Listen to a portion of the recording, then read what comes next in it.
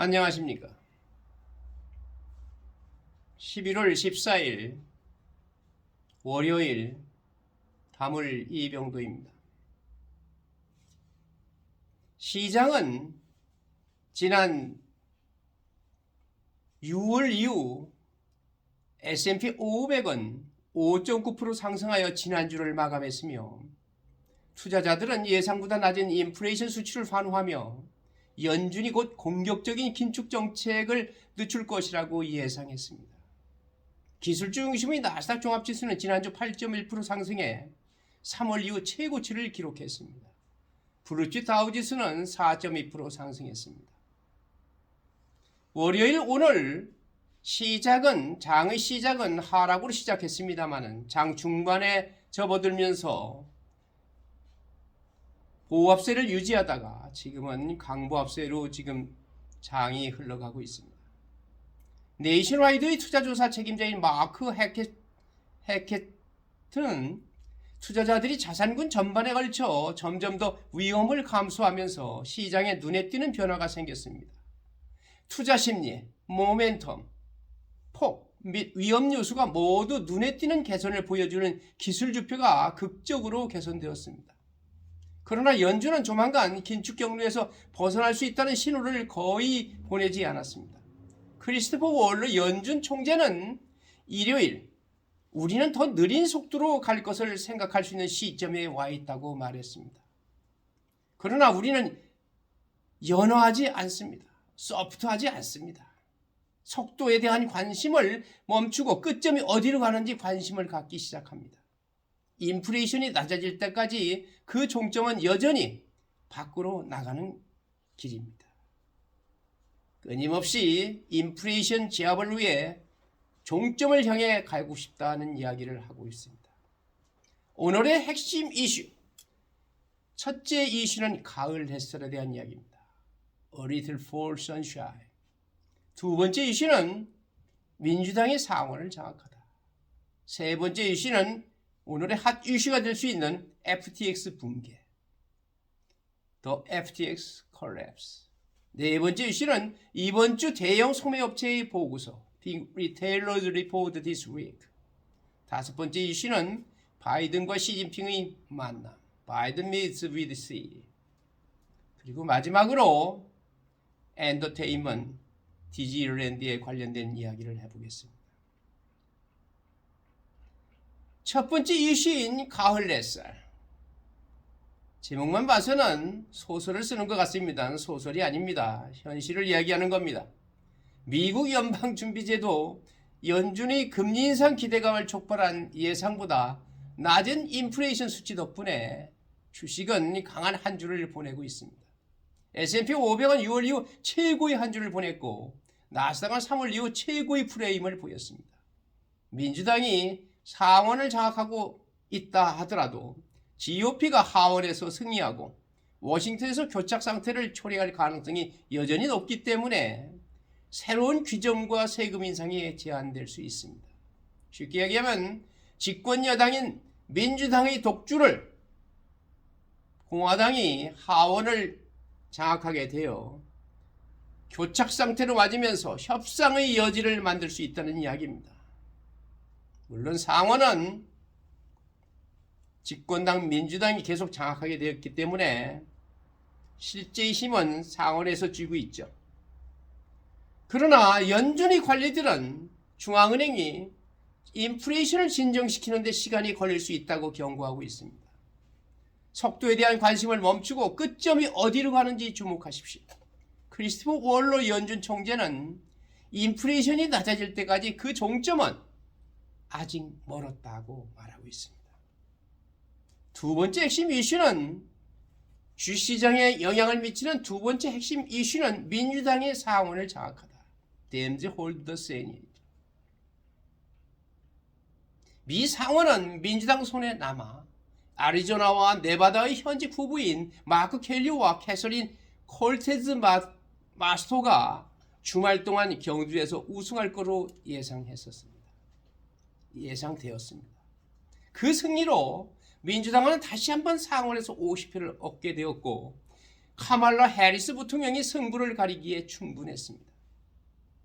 12월 조지아 상원의원은 라파엘 워녹과 그의 공화당 도전자 허슈엘 워커의 결선 투표에서 승리함으로써 당은 영향력을 조금 더 높일 수 있습니다. 결선 투표 12월 6일에도 조지아주에서의 상원의원 선거가 현직인 민주당의 라파엘 워노크의 승리가 예상된다는 이야기입니다. 그것은 중도파인 애리조나주 상원의원 크리스티안 시네머와 보수적인 웨스트 버지니아 민주당 상원의원 조 맨친에게서 약간의 권력을 빼앗을 것이지만 그들은 여전히 팽팽한 투표에서 중추적인 역할을 할 것입니다. 하원이 공화당으로 바뀌더라도 상원을 민주당으로 장악하면 바이든은 판사와 새 강요를 임명하기가 더 쉬워질 것입니다. 쉽게 얘기하면 하원을 약간 의석이 준 바람에 공화당에게 주도권을 넘겨준다 하더라도 바이든의 정치에는 큰 영향을 받지 않는다는 이야기입니다. 그러나 교착 상태를 빠뜨릴 수 있는 상황은 충분하기 때문에 주식시장에서는 오히려 그 자체가 호재로 작용할 수 있다는 이야기입니다. 세 번째 이슈는 FTX 붕괴, 더 FTX collapse. 몰락한 투자자 샘 뱅크맨 프리드, 제2의 워렌 버핏이라고 일컬어졌던 샘 뱅크맨 프리드가 몰락했습니다. 샘 뱅크맨 프리드의 암호화폐 회사 FTX가 금요일 파산 신청을 한 이후 폭로와 발전의 폭풍이 일고 있습니다. 현재 새로운 CEO이자 구조적 책임자인 존 레이의 통제하에 있는 이 회사는 파산 선언 직후 1년의 무단 거래가 발생한 후 거래 및 인출을 단속했습니다. 존 레이는 엔론 사태 때에도 엔론 파산 이후에 CEO를 맡았습니다. 이분은 아마 구조조정이 대가인 것 같습니다. 한편 CNBC의 새로운 보도에 따르면 뱅크맨 프리드가 설립한 알라메다는 투자자, 직원 및 감사인의 관심을 피하는 방식으로 FTX의 수십억 달러를 조용히 사용했습니다. 참 쉽게 얘기하면 회계 부정사건입니다. 민주당의 정치적 목적에 수백만 달러를 기부한 뱅크맨 프리드도 워싱턴에서 비난을 받았습니다. 암호화 산업의 중대한 변화를 예고하고 있습니다. 그의 몰락은 우파와 좌파 모두에게 더 강력한 조사를 요구하게 만들 것입니다. 샘 뱅크맨 프리드의 몰락은 앞으로 정치적으로도 여러 가지 많은 문제를 이야기할 것 같습니다. 네 번째 핵심 이슈, 이번 주 대형 소매업체 보고서 Big Retailer Report this week. 실적 수익 스포트라이트를 받는 소매업체의 차례이며 업계에 이보다 더 중요한 시기가 될 수 없습니다. 블랙 프라이데이가 2주도 채 남지 않았음에도 헐리데이 쇼핑 시즌이 사실상 진행 중입니다. 이번 주에 투자자들은 소매업체가 고객을 얼마나 잘 끌어들이고 있는지와 회사가 가파른 가격 인하를 원치 않는 재고 더미를 성공적으로 헤쳐나가고 있는지에 대한 더 명확한 그림을 얻게 될 것입니다.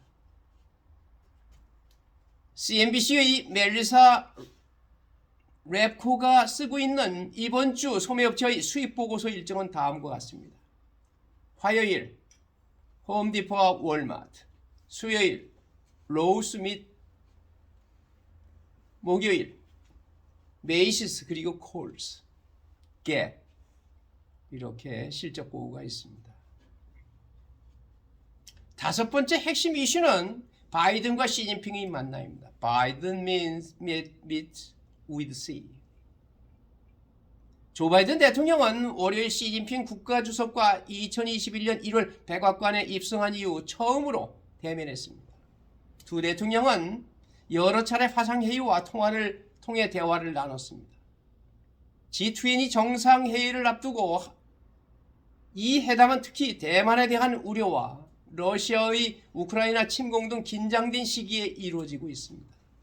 시 주석은 앞으로 양국 관계의 올바른 방향을 찾고 관계를 고양한다고 말했고, 바이든 대통령은 양국이 갈등으로 발전하지 않고 경쟁할 수 있다고 강조했습니다.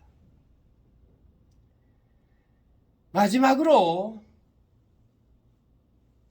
디즈니의 엔터테인먼트에 관련된 대박 영화에 대한 이야기를 해보겠습니다.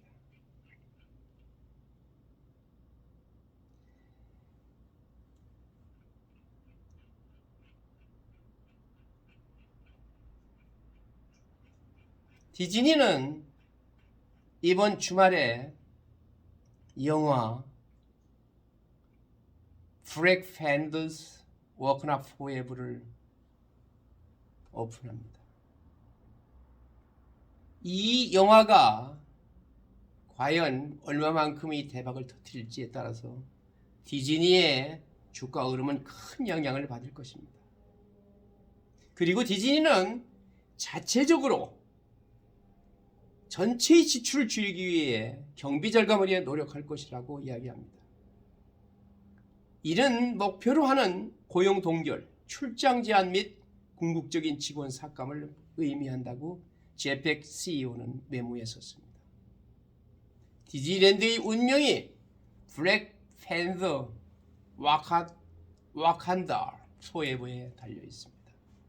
이 영화는 베트남인들의 생활상을 이야기하는 겁니다. 여러분 한번 기대해 봅시다. 블랙 팬더 2 와칸다 포에버 기대해 봅시다. 이상과 같이